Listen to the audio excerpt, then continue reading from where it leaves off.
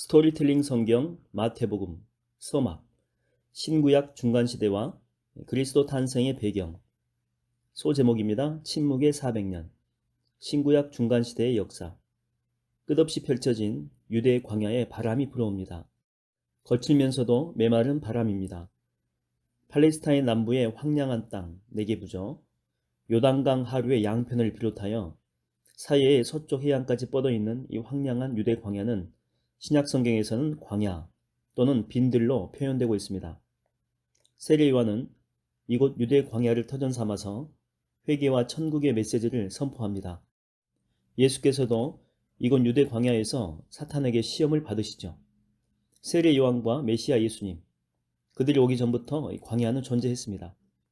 풀 한 폭이 나무 한 그루조차 제대로 생존하기 힘든 거칠고 메마른 땅. 이 광야에는 무엇에 놀란 듯 어쩌다 급하게 날아드는 이름 모를 새소리는 들려도 인적은 끊어진 쓸쓸하고 적막한 곳입니다. 이처럼 광야는 오랜 세월을 고요한 침묵 가운데 보냈죠. 당시 이스라엘 백성들의 상황과 닮았습니다. 적막한 광야처럼 구약시대의 말라기 선지자 이후 이스라엘 백성들에게는 아무것도 나타나지 않았습니다. 예언도, 환상도, 묵시도, 꿈도, 우림과 둠밈도 없는 침묵의 세월이 마냥 흐르고 있었던 것입니다. 여호와 하나님의 오래고도 지루한 침묵이 새삼스러운 것만은 아닙니다. 하나님은 종종 선민 이스라엘이 오랜 세월 동안 고난과 시련을 겪어도 침묵하셨습니다. 가나안 땅에 야곱 가족을 이집트로 내려보내시고 그들이 그 이방 땅에서 큰 민족으로 거듭나던 기나긴 세월 동안에도 하나님은 그들에게 어떤 선지자도 랍비도 보내지 않았습니다. 뿐입니까? 예루살렘이 멸망하고 이스라엘 백성들이 바빌로니아 땅에서 끌려가서 오랜 세월 동안 모진 고생을 하고 있을 때도 침묵하셨습니다. 아니, 침묵하시는 듯 보였습니다. 하나님의 침묵은 단지 자기 백성들에 대한 노여움의 표현만은 아니었습니다.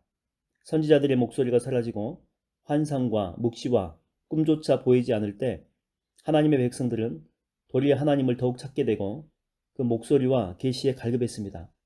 사실 알고 보면 그런 침묵은 더 큰 환상과 꿈과 계시를 주시기 위한 준비의 기간이었죠.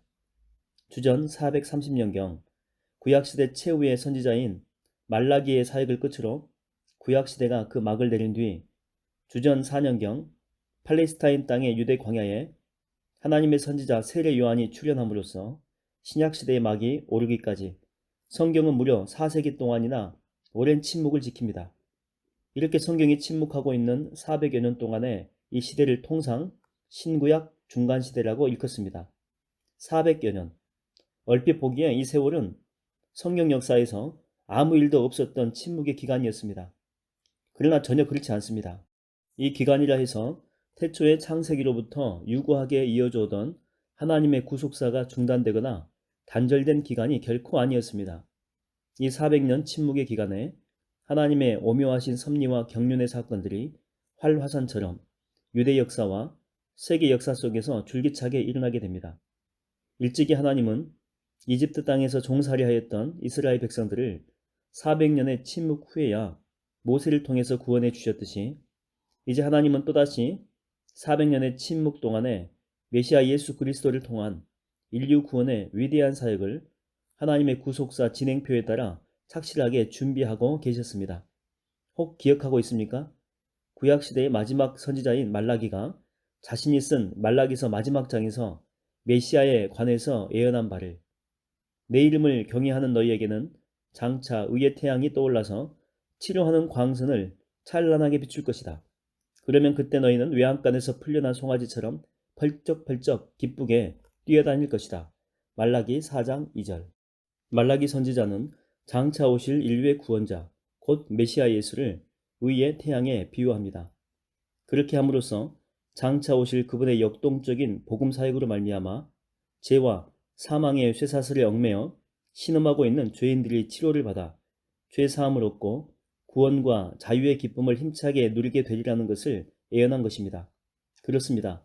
말라기 선지자의 예언대로 메시아 예수를 통한 인류 구원이라고 하는 하나님의 구속사가 수면 밑에서 천천히 흐르고 있을 때 눈에 보이는 인간의 역사에는 크고 작은 흥망성쇠의 사건들이 반복되면서 메시아이신 구세주 예수님이 오실 그 시기를 차근차근 만들어내고 있었던 것입니다. 자, 이런 점을 염두에 두고 이제 선민 이스라엘의 역사와 관련하여 신구약 중간시대에 어떤 일이 일어났는지 간략하게 살펴보도록 하겠습니다. 소제목입니다. 페르시아 시대 주전 539년에서 331년까지 구약시대의 마지막 선지자 말라기. 그는 유다 총독 느헤미야 시대에 예언 활동을 했던 사람이죠. 이때 선민의 땅인 팔레스타인 곧 유대는 페르시아 제국의 아닥사스다 1세의 통치 아래 있었습니다. 이 같은 페르시아 제국의 지배는 말라기 선지자 이후로도 대략 1세기 동안 계속해서 지속이 됩니다. 이 시기 동안 유대 백성은 비교적 자유를 누리면서 나름대로 발전해 나가게 됩니다.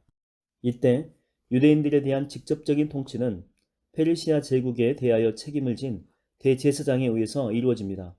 이처럼 페르시아 지배하에 유대인들은 상당한 자율권을 보장받았습니다.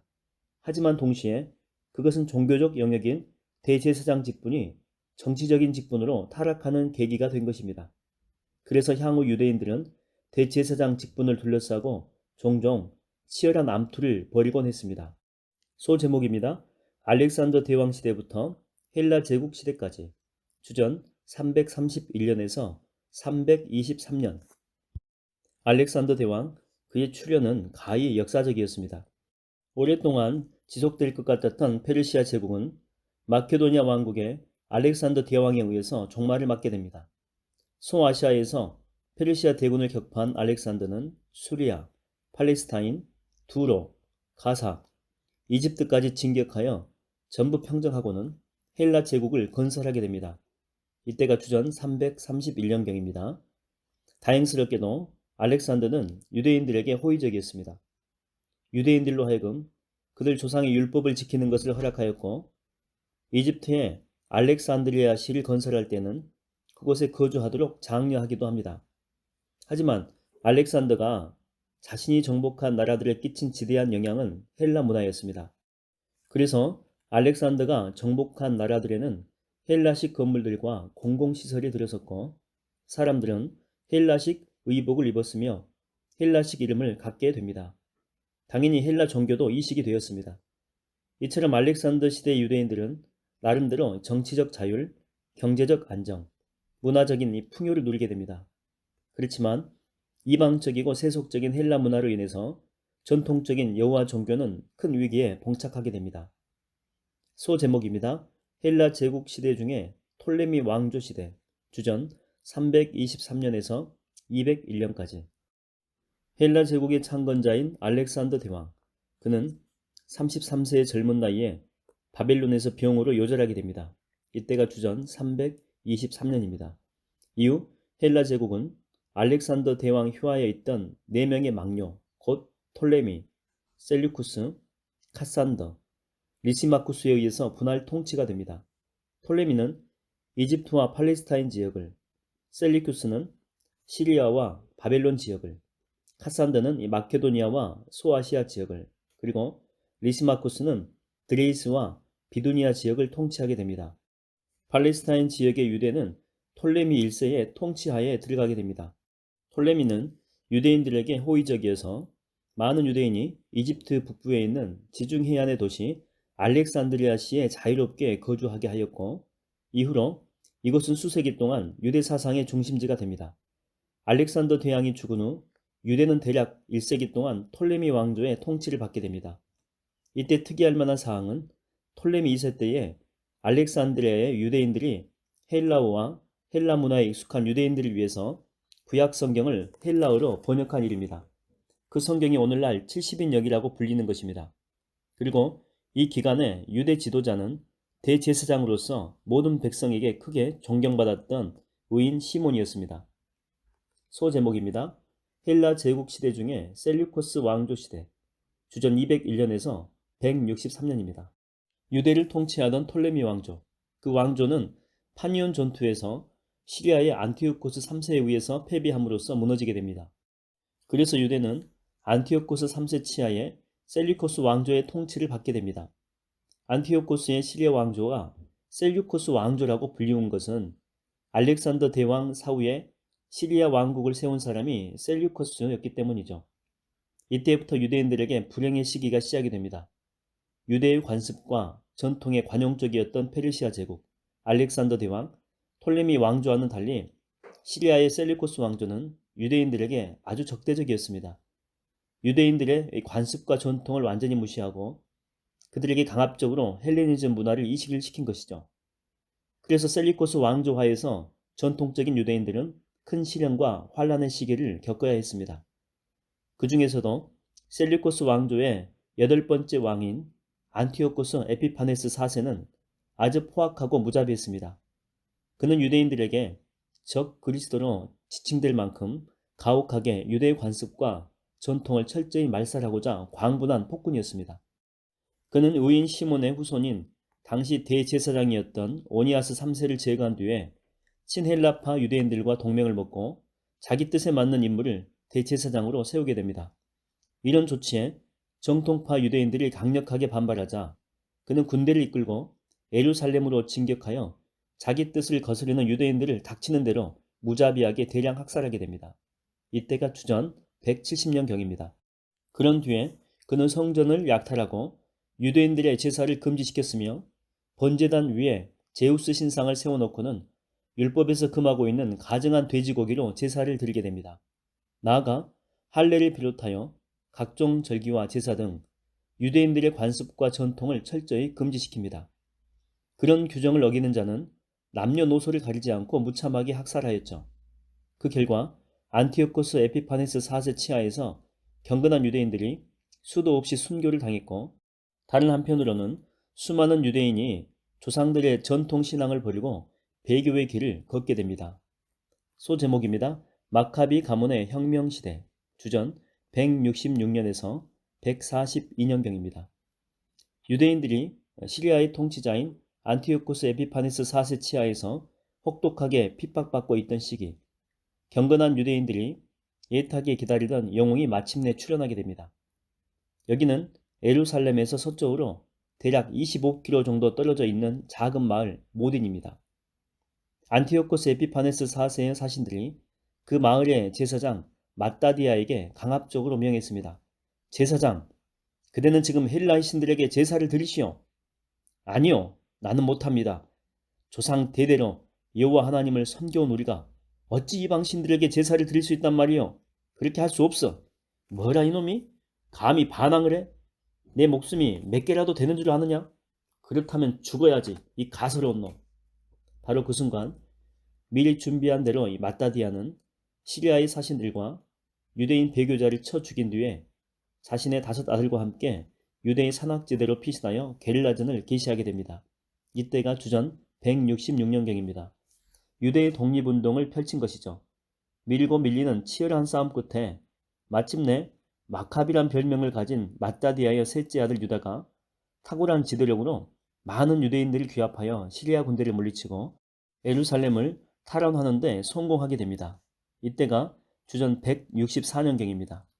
예루살렘 탈환 후에 유다 마카비는 시리아 군대에 의해서 모욕당한 성전에서 이방적인 요소들을 모조리 제거하고 번제단을 청결하게 재건하게 되죠. 바로 이날이 유대인들에 의해서 매년마다 8일 동안 지켜지는 봉헌제 또는 광명제의 기원이 됩니다. 히브리어를 그대로 사용하여서 하누카라고도 합니다. 유다 마카비의 승전 이후로도 유대의 마카비 가문과 시리아의 셀루쿠스 왕조 간에 20여 년간에 걸친 치열한 투쟁이 계속되었는데 이 기간 동안 유다 마카비는 전사하게 됩니다. 이때가 160년경이죠. 그 뒤를 이어서 유다 마카비의 형제인 요나단이 독립군을 이끌고 투쟁하다가 전사하게 되고 주전 143년입니다.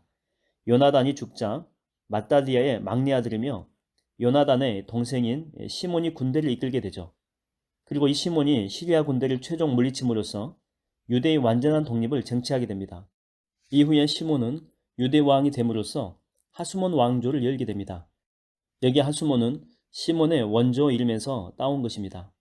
소제목입니다. 하스몬 왕조 시대 주전 142년에서 63년까지 하스몬 왕조를 세운 시몬이 죽자 이때가 주전 135년경입니다.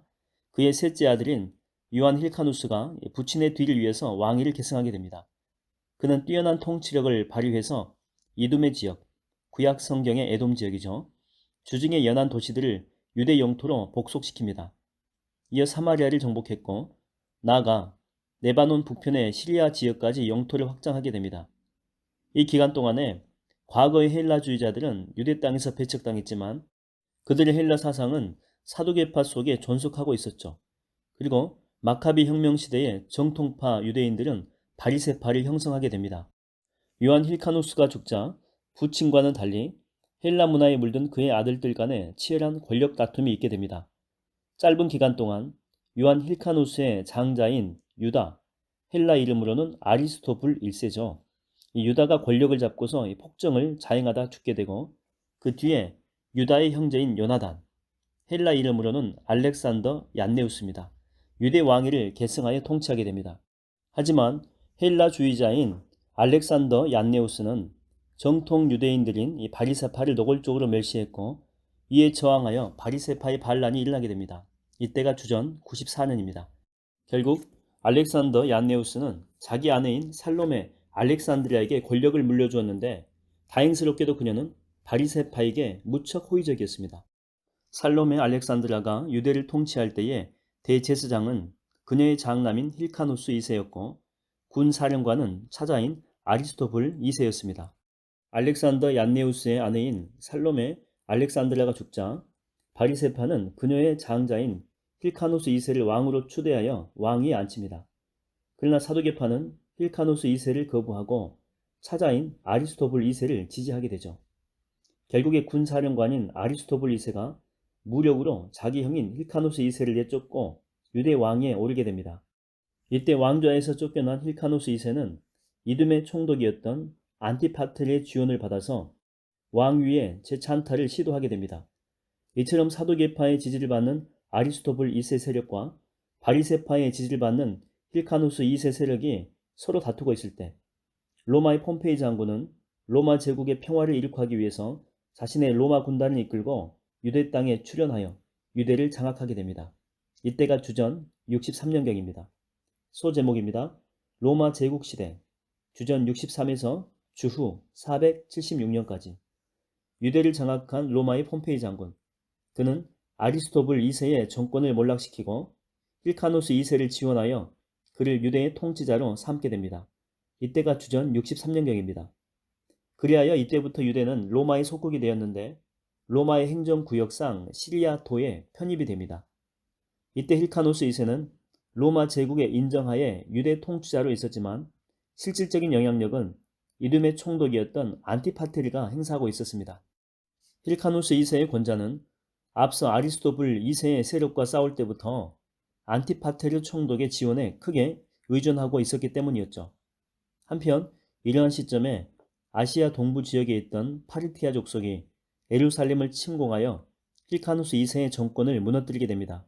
그런 뒤 그들은 아리스토불 2세의 아들이었던 안티고누스를 유대 통치자로 삼게 됩니다. 이렇게 안티고누스가 유대를 통치하고 있는 동안 이때가 주전 40에서 37년입니다. 당시 유대의 수세관 지위에 있던 헤롯이란 자가 로마로 건너가서 로마 정부의 실력자들에게 많은 뇌물을 제공함으로써 유대인의 왕이라고 하는 칭호를 얻게 됩니다. 이 칭호는 파르티아 족속이 유대 땅에서 물러나기 전까지는 별 의미가 없었죠. 그러나 로마 대군에 의해서 파르티아 족속이 쫓겨나고 안티고노스의 통치가 막을 내리면서 헤롯은 칭호 그대로 유대인의 왕이 됩니다. 이때가 주전 37년경입니다. 소제목입니다. 헤롯 대왕의 시대와 메시아 예수의 탄생 주전 37에서 4년까지 로마 정부의 후원하에 있던 유대인의 왕이 된 대왕 헤롯 이둠의 총독이었던 안티파테리의 아들 헤롯은 권력 야욕이 많고 잔인한 성격의 소유자였습니다. 그는 자신의 권력 유지에 조금이라도 방해되는 인물은 처자식, 친인척 등을 가리지 않고 모조리 제거하게 됩니다. 심지어 자신 이외에 유대인의 왕이 탄생할 것이라는 동방박사들의 말에 근거해서 베들레헴과 그 인근의 수많은 영아들을 무차별적으로 학살하기도 합니다. 그러나 헤롯은 남달리 정치적인 수완이 탁월했습니다. 그는 유대인들의 환심을 얻고자 예루살렘 성전의 대확장 공사에 착수했고 제위 18년 주전 20년경입니다. 사마리아 성읍을 재건한 뒤에 세바스테라고 불렀으며 지중 해변의 어느 작은 도시를 크게 재건하고는 로마 황제 가이사 아우구스를 기념해서 가이샤라라고 명명하게 됩니다. 이외에도 헤롯은 유대 땅 전역에 도시, 요새, 광장, 시장, 목욕탕 등을 세우고 조성하게 됩니다. 이러한 여러 일들이 헤롯의 번영기 동안 이때가 주전 25에서 14년경입니다. 이때 이루어졌다면 그 이유는 헤롯 집안의 내분기였습니다. 헤롯의 복잡한 가계만큼이나 그 집안의 권력투쟁도 아주 치열했고 무자비했으며 복잡했습니다. 서로 물고 물렸으며 죽이고 죽임을 당했죠. 이 기간에 헤롯은 마지막 순간까지 자신의 권력을 유지하기 위해서 처자식, 친인척을 포함해서 수많은 사람들을 마구잡이로 죽이게 됩니다. 그런 헤롯 대왕이 죽자 그의 아들들은 각자의 영토를 차지하여 자기 구역을 다스리게 됩니다. 헤롯 안디바는 갈릴리 지역을, 헤롯 아켈라오는 유대 지역을, 헤롯 빌립은 이두메 지역을 통치하게 됩니다. 한편 유대인의 왕으로 자처했던 헤롯 왕이 죽기 바로 직전에 유대 땅 베들레헴 마을에 진정 유대인의 왕이요 나아가 인류의 구세주로 이 땅에 오신 분이 있었습니다. 구약 시대의 모든 선지자들이 한 목소리로 예언했던 메시아 예수입니다. 그러니까 메시아 예수의 탄생, 이때가 주전 4년입니다. 탄생은 구약 시대의 마지막 선지자였던 말라기가 언약의 사자로 또는 의의 태양으로 묘사하며 장차 메시아의 도래를 예언한 때로부터 대략 400년의 세월이 흐른 시점이었죠. 이처럼 헤롯의 죽음과 메시아의 탄생이 교차되면서 신구약 중간시대의 역사는 막을 내리게 됩니다. 이후로는 예수의 복음사역이 힘차게 전개되는 찬란한 신약시대가 펼쳐지게 됩니다. 하나님께서 그동안의 오랜 침묵을 깨시고 마침내 자신의 독생자 메시아 예수를 통해서 세상 및 인류를 그들의 죄에서 건져내시는 은총과 화목의 구속사를 펼치시는 것입니다. 자, 이제 마음문을 활짝 열고 메시아 예수께서 위대한 복음 사역을 펼치시는 그 찬란하고 영광스러운 신약시대의 성경 속으로 들어가 봅시다.